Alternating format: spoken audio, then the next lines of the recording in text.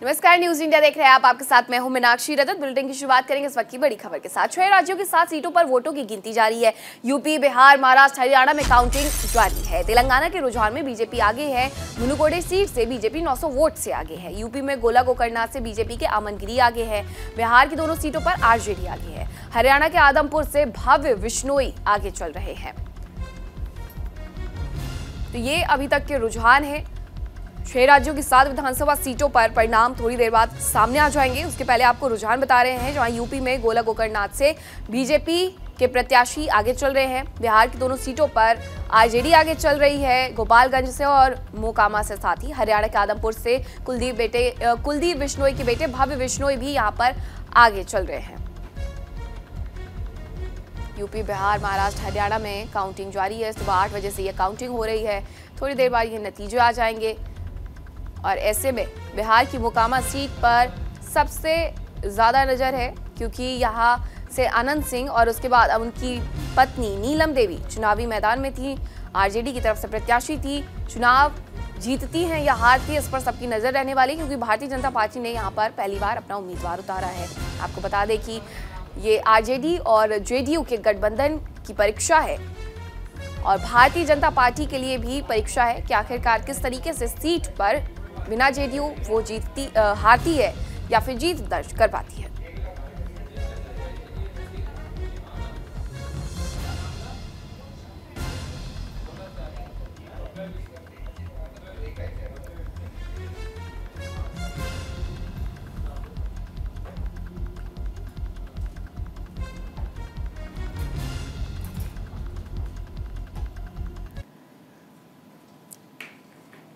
और सहयोगी संजीव हमारे साथ जुड़ गए हैं। संजीव, मोकामा और गोपालगंज रुझान क्या कहते हैं फिलहाल? देखिए, निश्चित तौर पर पहले भी कहा था जब चुनाव हो रहा था और अब जब परिणाम आ रहे हैं तो दोनों ही सीटों पे, गोपालगंज और मोकामा, दोनों ही सीटों पर महागठबंधन के जो उम्मीदवार हैं वो लगातार लीड कर रहे हैं। आपको दिखाना चाहेंगे महागठबंधन की उम्मीदवार है और लगातार हम इस जरा सहयोगी से कहेंगे इस तरफ को दिखाएं। ये आर्यभट्ट ज्ञान विश्वविद्यालय, यहीं पर लगातार काउंटिंग हो रहा है और मतगणना का काम जो है जोरों पर है। जिला प्रशासन ने कई राउंड वोटिंग हो चुकी है और लगातार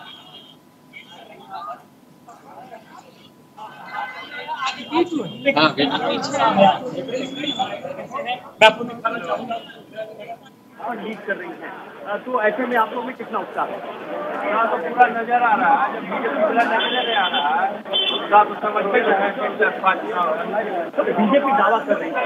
दावा तो हवा में देखिए, ये स्पष्ट है अभी से ही उत्साह बीजेपी गोलगप्पा छनवा रही है। आप चारों तरफ देखिए, ये सब इंतजार कर रहे हैं कि कब जल्द से जल्द जो है क्या परिणाम आए। और ऐसे में जो रुझान आ रहे हैं उसका साफ है कि रुझान में अभी जो है कहा जा रहा था काटी की टक्कर।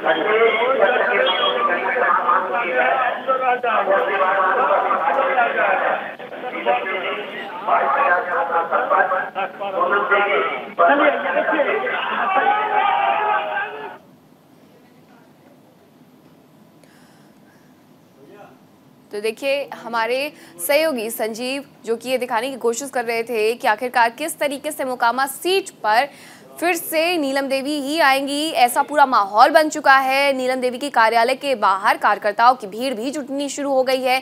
काउंटिंग सुबह 8 बजे से जारी है और ऐसे में थोड़ी देर बाद ही ये परिणाम भी सामने आ जाएंगे। हालांकि रुझान ये बता रहे हैं कि गोपालगंज की सीट हो बिहार में या फिर मोकामा की सीट हो, दोनों ही सीटों पर अभी आरजेडी आगे चल रही है। लेकिन अगर बात गोकर्णनाथ की करते हैं उत्तर प्रदेश की, तो यहाँ पर भारतीय जनता पार्टी के प्रत्याशी अमन गिरी आगे चल रहे हैं। उपचुनाव की काउंटिंग चल रही है। 2 तस्वीरें आपको दिखा रहे हैं।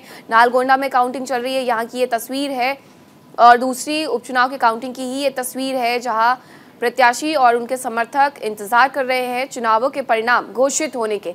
हमारे सहयोगी गोला गोकर्णनाथ पर गोपाल गिरी भी जुड़ गए हैं। गोपाल, यहाँ से अमन आगे चल रहे हैं, किस तरीके से, कितने वोटों से आगे चल रहे हैं और ये जो परिणाम है वो कब तक आ जाएंगे? देखिए वैशाली, हम आपको बता दें कि अभी तक 9 राउंड की मतगणना लगभग कंप्लीट हो गई है और 9 राउंड की मतगणना को देखते हुए लगभग 11,000 वोटों से भारतीय जनता पार्टी के जो प्रत्याशी अमन गिरी वो आगे चल रहे हैं। 25 राउंड में पूरे जो है मतगणना होनी है। तो माना चला जा रहा है कि 1 बजे तक पूर्णतः जो है परिणाम सामने आ जाएंगे। देखिए, इसके पहले भी भारतीय जनता पार्टी के प्रत्याशी यहाँ से लगातार 5 बार तक जीत दर्ज करते रहे हैं। इस बार ना कांग्रेस ने अपना प्रत्याशी उतारा और ना ही बीएसपी ने। कांग्रेस और बीएसपी के साइड में हो जाने के बाद, साइडलाइन हो जाने के बाद, यहाँ पर समाजवादी पार्टी और भारतीय जनता पार्टी के बीच में ये मेन मुकाबला था। क्या समाजवादी पार्टी के प्रत्याशी जमानत तो नहीं अपनी दर्ज करवा लेंगे यहाँ पर? नहीं, वैशाली अगर जमात की बात की जाए तो जमात जो जब्त करने जैसी जो स्थिति तो नहीं है, लेकिन कहीं ना कहीं से जितनी मजबूती के साथ जो है समाजवादी पार्टी चुनाव लड़ रही थी, जितना तगड़ा दावा कर रही थी कि हम जमीन पर चुनाव लड़ रहे हैं, हमने रणनीति बदली है। इस बार अगर बात की जाए तो समाजवादी पार्टी ने एक भी जनसभा नहीं की। तो उनका जहां तक कि राष्ट्रीय अध्यक्ष अखिलेश यादव भी जमीन पर नहीं उतरे। वो कह रहे थे हम आत्मविश्वास से लबरेज है, गन्ना भुगतान है, जो है आवारा पशु है, यहाँ के जो है गन्ने का मुद्दा, ये तो बड़े मुद्दे हैं, उन पर जनता परिवर्तन चाहती है, जिसको लेकर ये दम भर रहे थे कि इस बार हम चुनाव में हैं और जनता बदलाव चाहती है। लेकिन जिस तरीके से यानी कि गोपाल चुनावी मैदान में उतरे बिना ही समाजवादी पार्टी ने ओवर कॉन्फिडेंस में ये मान लिया कि वो जीत जाएंगे। हाँ, बिल्कुल ये भी कह सकते हैं कि ओवर कॉन्फिडेंस है, या फिर ये कह सकते हैं कि उनको लग रहा था कि हमारी जो बदली हुई रणनीति है उससे शायद हम बदलाव में सफल हो जाएंगे, क्योंकि वो उनका कहना था कि इस बार हम जमीन पर चुनाव लड़ रहे हैं, जनता के बीच में जाकर चुनाव लड़ रहे हैं। भारतीय जनता पार्टी जो है अपने मंत्रियों और जो है लब्बो लुआब के साथ हवाई चुनाव लड़ रही है, लेकिन हम जनता के बीच में जा रहे हैं। लेकिन इस तरीके से भारतीय जनता पार्टी ने कॉरिडोर को, जो गोला गोकर्णनाथ के कॉरिडोर का मुद्दा बनाया था, उस मुद्दे से जो है भावनात्मक रूप से वो मतदाता को जोड़ने में सफल रही है। अरविंद गिरी की जब मौत हुई थी तो उस समय भी वो कॉरिडोर का सर्वे करके ही जो है लखनऊ की तरफ जा रहे थे, और ये बात लोगों के जहन में घर कर गई। और ये कॉरिडोर का जो मुद्दा था, ये पूरे चुनाव में बड़ा मुद्दा रहा। और अंत में सबसे अंतिम जनसभा में जब योगी आदित्यनाथ ने गोला में जनसभा की थी तो उन्हें मंच से घोषणा की थी कि समाज भारतीय जनता पार्टी के प्रत्याशी को जीतने के बाद में आपके विकास की गारंटी मेरी है, और जो अधूरे कार्य रह गए अरविंद गिरी को उनको पूरा करेंगे। और कॉरिडोर को लेकर उन्होंने जो घोषणा की थी कि जो है गोला गोकर्णनाथ कॉरिडोर को बिल्कुल विश्वनाथ कॉरिडोर के जो तर्ज पर विकसित किया जाएगा। तो कहीं ना कहीं से ऐसे तमाम मुद्दे थे जिसकी तरफ भारतीय जनता पार्टी ने लोगों का रुझान अपनी तरफ किया है। लखीमपुर जब विधानसभा के चुनाव हुए थे तब ये माना जा रहा था कि लखीमपुर में से एक भी सीट भारतीय जनता पार्टी नहीं जीत पाएगी। साथ की साथ विधानसभा सीटों पर भारतीय जनता पार्टी जीत करके आगे बढ़ी और सीटों पर उन्होंने जीत दर्ज की। इसके बावजूद समाजवादी पार्टी इस उपचुनावी मैदान में नहीं गई, लोगों के सामने अपने मुद्दे नहीं रखे और ये कह दिया कि हम ही जीत जाएंगे। देखिए, बिल्कुल वैशाली, इसको हम ये भी कह सकते हैं कि या तो वो अपनी हताशा को छुपाने के लिए इन चीजों को आगे लेकर आ रहे थे कि हमारे पास जमीन से जुड़े मुद्दे हैं, उन मुद्दों पर हम जनता के बीच में जा रहे हैं, जनता हमसे जुड़ रही है। और अब जब परिणाम ठीक है गोपाल, एक मिनट आपको रोकना चाहेंगे, एक सेकंड आपको रोकना चाहेंगे। यहाँ पर नीलम देवी क्या कुछ कह रही है, सबसे पहले सुनाते हैं। आगे हैं, आगे ही रह जाएंगे। देखिए, यहाँ पर विक्ट्री का साइन भी दिखा दिया है, साफ तौर पर कह गई हैं कि आगे हैं और आगे ही रहेंगे। यानी कि अभी तक जो काउंटिंग हो रही है, जो रुझान आ रहे हैं मोकामा से, वो कुछ इस तरह से ही है कि आरजेडी की जीत का इशारा कर रहे हैं, नीलम देवी की जीत का इशारा कर रहे हैं। और ऐसे में उन्होंने भी अपनी जीत का दम भरा है, साफ तौर पर कह रही है कि आगे हैं और आगे ही रहेंगे। विक्ट्री का साइन भी यहाँ पर दिखाया है। गोपाल का एक बार फिर से रुक कर लेते हैं। गोपाल, ये तमाम ऐसी चीजें थी कि भारतीय जनता पार्टी उस समय चुनाव जीत गई जहां लखीमपुर में उनके खिलाफ सारी चीजें थी, उनके खिलाफ माहौल था, और अब समाजवादी पार्टी उपचुनाव में वहां उतरी भी नहीं, लोगों के बीच में गई भी नहीं, मान भी ये बैठी कि हम जीत जाएंगे। तो क्या भूल गई थी कि इसके पहले के विधानसभा चुनावों में जो परिणाम रहे हैं उसको याद करके ही चले जाते लोगों के बीच में? देखिए वैशाली, जो है बात अगर पिछले चुनाव की करें तो भारतीय जनता पार्टी और समाजवादी के पक्ष में कई टक्कर मान के चला जा रहा था। जो आंकड़े आ रहे थे, जो एग्जिट पोल आ रहे थे, वो कहीं ना कहीं से बिल्कुल ये कह रहे थे कि जितना अपेक्षित रिजल्ट आया था उतना अपेक्षित एग्जिट पोल नहीं थे। लेकिन जब रिजल्ट आया था मेन चुनाव का 2022 का, तो आंकड़े बिल्कुल उलट थे, एग्जिट पोल से बिल्कुल उलट थे। और यही चुनाव की अगर बात की जाए तो चुनाव में अगर आप जो है विभिन्न प्लेटफॉर्मों के माध्यम से देखेंगे तो लोगों का कहना था कि चुनाव बड़ा कड़ा मुकाबला है, चुनाव टाइट होने वाला है। लेकिन जब परिणाम आना शुरू हुआ तो सारे कयास धरे के धरे रह गए हैं। हर राउंड में लगातार भाजपा प्रत्याशी समाजवादी पार्टी से बढ़त बनाते चला जा रहा है। 9 जो है अधिकतर रूप से 9 राउंडों का परिणाम घोषित हो चुका है। लगभग 11,000 की बढ़त के साथ में अमन जो है गिरी आगे चल रहे हैं। अभी तो जो पहले अमन गिरी से बात की थी, उनके चेहरे पर आत्मविश्वास झलक रहा है। तो कहना है कि जनता ने उनके पिता के प्रति जो श्रद्धांजलि जो थी, जो कहती थी, वो करके जनता ने दिखाया है। अगर आगे की बात करते हैं तो अभी कितने राउंड की काउंटिंग यहाँ पर गोपाल रह गई है बाकी? देखिए वैशाली, पूरा जो मतगणना है 32 राउंड में होना है। लगभग 10 राउंड की काउंटिंग जो है 9 राउंड की घोषणा हो गई, 10वें राउंड की घोषणा होने वाली है। तो हम ये कह सकते हैं 1/3 जो है मतगणना लगभग कंप्लीट है। 32 राउंड है और एक बजे तक संभवतः 1 बजे तक परिणाम घोषित हो जाने का पूरा अनुमान है। रुझान अगर भारतीय जनता पार्टी की तरफ से सामने आ रहे हैं कि भारतीय जनता पार्टी जीत की तरफ आगे बढ़ रही है, क्या भारतीय जनता पार्टी की तरफ से किसी नेता की तरफ से कोई प्रतिक्रिया आई? अमन गिरी की तरफ से कुछ कहा गया? बिल्कुल, थोड़ी देर पहले जो है भाजपा प्रत्याशी अमन गिरी से बात हुई थी, तो उनका कहना था कि परिणाम ऐसे आएंगे, ये पहले से उनको पता था, क्योंकि ये जनता का भारतीय जनता पार्टी पर विश्वास है, जनता का योगी आदित्यनाथ पर विश्वास है, जनता का भारतीय जनता पार्टी के सुशासन पर विश्वास है, और वो जो था कयासों में बंद था, लेकिन अब सामने आना शुरू हो गया है। ठीक है गोपाल, आप नजर बनाए रखिए। फिलहाल बहुत शुक्रिया आपका। बात हिमाचल की। हिमाचल के लिए घोषणा पत्र जारी करेंगे जेपी नड्डा। थोड़ी देर में जेपी नड्डा यहां पर घोषणा पत्र जारी करने वाले हैं। पुरानी पेंशन बहाली पर ट्रंप कार्ड खेल सकती है भारतीय जनता पार्टी। बीजेपी के मैनिफेस्टो में युवाओं के लिए बड़े ऐलान संभव है। जेपी नड्डा के साथ शिमला के कई नेता भी मौजूद रहेंगे। 12 नवंबर को हिमाचल में विधानसभा के चुनाव होने हैं और ऐसे में हिमाचल प्रदेश विधानसभा चुनाव 2022 के लिए बीजेपी आज अपना घोषणा पत्र जारी करने जा रही है। पार्टी के राष्ट्रीय अध्यक्ष जेपी नड्डा इसे शिमला से लॉन्च करेंगे। संभावना है कि बीजेपी गले की फांस बन चुके ओल्ड पेंशन स्कीम पर ट्रंप कार्ड खेल सकती है। साथ ही चुनाव के मद्देनजर पार्टी के घोषणा पत्र में लोक लुभावने वादे शामिल हो सकते हैं। इस घोषणा पत्र पर न केवल हर वर्ग की नजर रहेगी, बल्कि कर्मचारी भी घोषणा पत्र का बेसब्री से इंतजार कर रहे हैं। कर्मचारियों को अपने पक्ष में करने के लिए बीजेपी के पास केवल एक ओपीएस का ही मुद्दा है। घोषणा पत्र को हर वर्ग को ध्यान में रखकर बनाया गया है।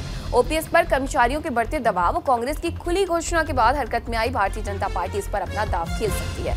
सीएम जयराम ठाकुर ने भी इसके संकेत दे दिए हैं। अपने एक बयान में सीएम कह चुके हैं कि ओपीएस को लेकर सरकार गंभीर है। केंद्र सरकार के साथ मिलकर प्रदेश सरकार इस समस्या को सुलझाना चाहती है।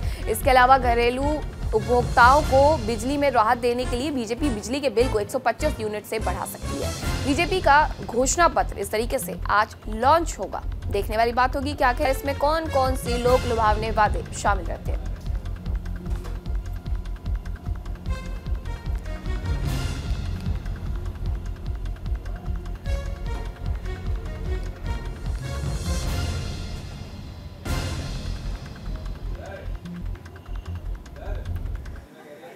बात रामपुर की, जहां शहर विधानसभा सीट पर उपचुनाव की घोषणा होते ही पुलिस प्रशासन एक्शन में आ गई है। जिला प्रशासन आदर्श चुनाव आचार संहिता का पालन कराने के लिए तैयार हो गई है। जिले में सार्वजनिक चौराहों पर लगे होर्डिंग्स, बैनर, पैम्पलेट्स को उतारा जा रहा है।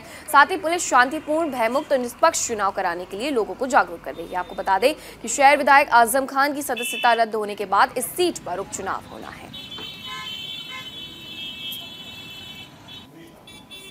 रामपुर में आचार संहिता लग गई है और प्रशासन अलर्ट मोड पर है। ऐसे में बैनर, पैम्पलेट उतारे जा रहे हैं, पोस्टर्स हटाए जा रहे हैं। आजम खान जो कि सीट से विधायक थे, उनकी विधायकी को निरस्त कर दिया गया। उनकी विधायकी और सदस्यता रद्द होने के बाद अब इस सीट पर चुनाव होने हैं और ऐसे में आचार संहिता भी लग गई है। रामपुर यूपी की ये तस्वीर है, आपको दिखा रहे हैं। रामपुर की 37 विधानसभा रामपुर में चुनाव की अधिसूचना आज माननीय निर्वाचन आयोग द्वारा जारी कर दी गई है। इसमें 10 नवंबर को गजट किया जाएगा। 17 तारीख तक इसके नामांकन फार्म लिए जाएंगे। 18 तारीख को स्क्रूटनी होगी। 21 तारीख को नाम वापसी है। 5 दिसंबर को चुनाव होगा और 8 दिसंबर को मतगणना होगी।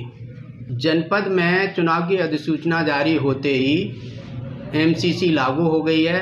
सभी तहसील में एसडीएम को, विकास खंडों में बीडीओज को और पुलिस को, सभी को ये निर्देश दिए गए हैं कि माननीय आयोग द्वारा जो एमसीसी जारी है उसका अक्षर से पालन कराएं। अगर कहीं पर भी banner, poster, hoardings, wall painting लगी हुई हैं उनको हटवाएं।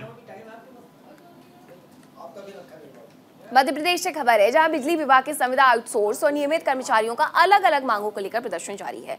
ग्वालियर में भी नियमितीकरण और पेंशन शुरू करने की मांग को लेकर कर्मचारियों ने ऊर्जा मंत्री प्रद्युमन सिंह तोमर के बंगले का घेराव किया। लगभग 2000 से अधिक कर्मचारी ऊर्जा मंत्री प्रद्युमन सिंह तोमर के बंगले पर पहुंचे। नारेबाजी सुनकर खुद मंत्री बाहर निकले। उन्होंने जमीन पर बैठकर उनकी मांगों को सुना और कर्मचारियों से ज्ञापन दिया। ऊर्जा मंत्री ने कहा कि कर्मचारियों की अपनी मांगे हैं, इन मांगों को वो सीएम शिवराज सिंह चौहान के सामने रखेंगे। जो भी मांग है उन्हें पूरा करने की कोशिश करेंगे।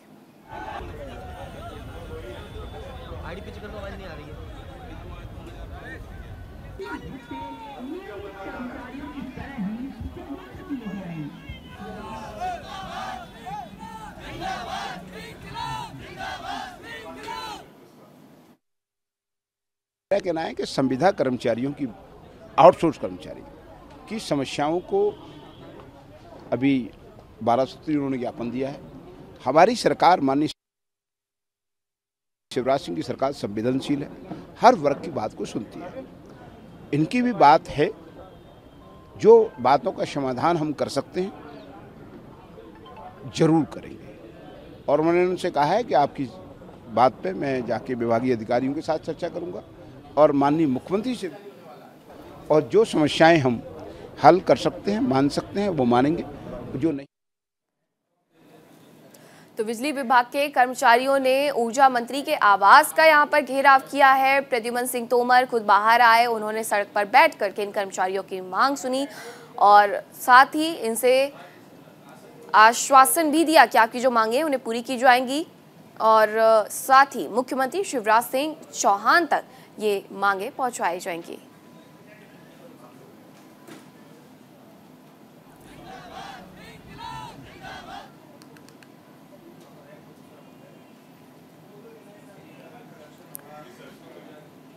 तस्वीरें आपको हिमाचल के शिमला की दिखाते हैं, जहां बीजेपी का संकल्प पत्र जारी हो रहा है।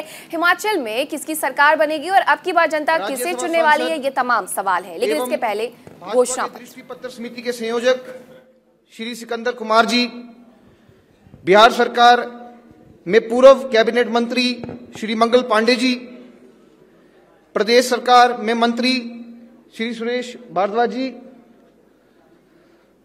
भाजपा प्रदेश महिला मोर्चा अध्यक्षा श्रीमती रश्मिधर सूद जी, हिमाचल सरकार में पूर्व मंत्री श्री हर्ष महाजन जी, हमारे प्रदेश में उपाध्यक्ष के रूप में कार्यरत श्रीमती पायल वैद्य जी उपस्थित है।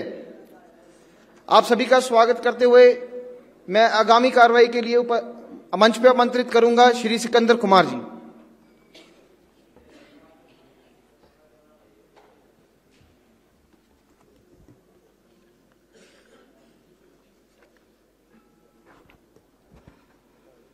सभी को नमस्कार।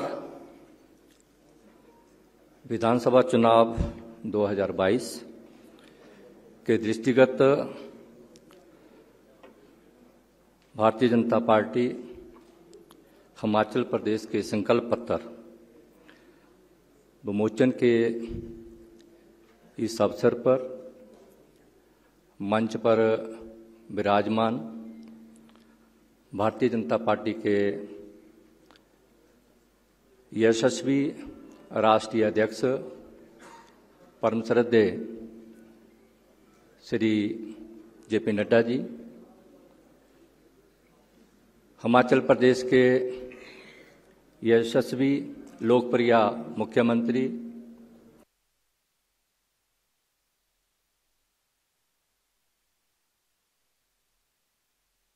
भारतीय जनता पार्टी के राष्ट्रीय अध्यक्ष जेपी नड्डा यहां पर पहुंचे हुए हैं और थोड़ी देर बाद इस संकल्प पत्र को जारी करेंगे। आपको बता दें कि ओल्ड पेंशन स्कीम को लेकर के ये कहा जा रहा है कि यहां बड़ी घोषणा हो सकती है। खुद सीएम जयराम ठाकुर ने इसकी तरफ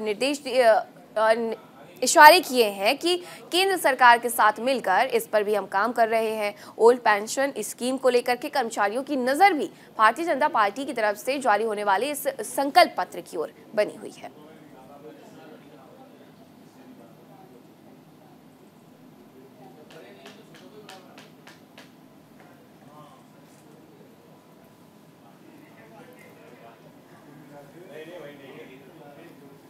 Okay.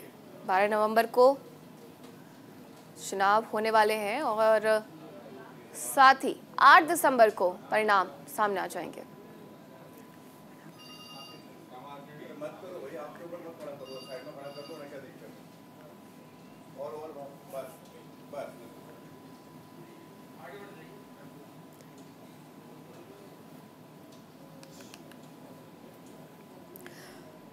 तो मंच सज चुका है और बस कुछ ही देर बाद यहां पर संकल्प पत्र भी जारी हो जाएगा भारतीय जनता पार्टी की तरफ से हिमाचल चुनावों के लिए।